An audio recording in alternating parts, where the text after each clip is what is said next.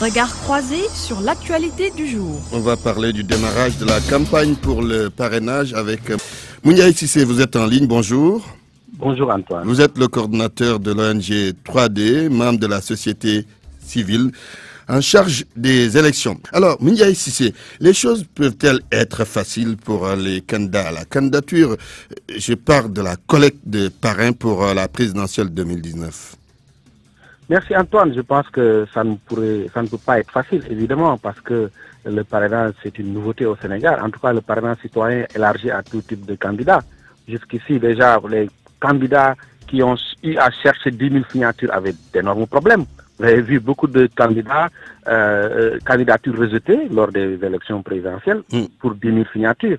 Aujourd'hui, il faut au minimum de 53 457 signatures et au maximum 66 820 signatures. Oui. Vous voyez un peu, les difficultés sont multipliées par 5. Là où on demande 10 000 signatures à des candidats qui peinaient à les mobiliser, on leur demande au moins 53 000 signatures, donc on multiplie les difficultés par 5. L'autre aspect, c'est que disons, le parrainage aussi entraîne beaucoup d'autres contraintes. Il y a des contraintes socio-culturelles. Au Sénégal, les gens ne sont pas habitués à donner leur carte d'identité pour être inscrits quelque part, parce qu'ils pensent au recensement. Quand vous allez dans le milieu rural, les gens pensent au recensement, ou pensent aux impôts et taxes, etc. Et donc, il y a une certaine résistance de la part des citoyens à donner leur carte d'identité, leur carte d'électeur. Ça, c'est des contraintes, par exemple. Il y a aussi des contraintes logistiques. Le parrainage nécessite beaucoup de moyens, car il faut sillonner 7 régions. Donc, il faut recueillir au moins 2000 signatures dans au moins 7 régions. Au niveau de chaque région, il faut recueillir 2000 signatures dans ces régions-là, au moins 7. Il y a des contraintes aussi politiques. Aujourd'hui, les contraintes politiques, c'est l'absence de consensus autour des règles du jeu électoral.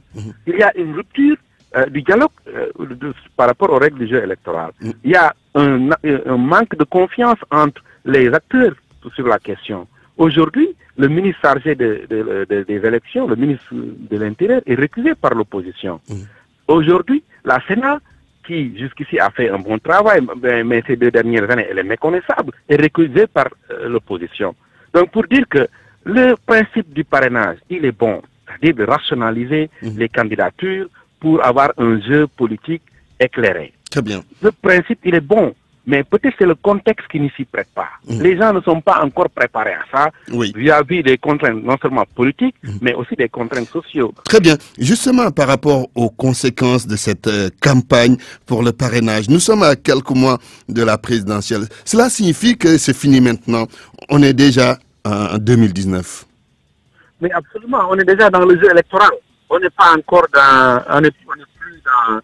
Aujourd'hui, on devrait être dans les discussions et arriver à des consensus. Mais on est déjà dans le jeu électoral. C'est ça un peu. C'est une campagne avant la campagne. Déjà, la campagne sur le parrainage va mobiliser tout le pays. Donc, les gens ne vont pas travailler. Les secteurs de société seront sur le terrain. Donc, pendant 6 mois. Donc, vous voyez un peu tout ce que cela entraîne. Je pense que aujourd'hui, j'ai entendu dire le président que bon, on a fini les discussions et qu'il faut aller maintenant aux élections. Moi, je dis non. Aujourd'hui, on a fini les discussions sur le code électoral.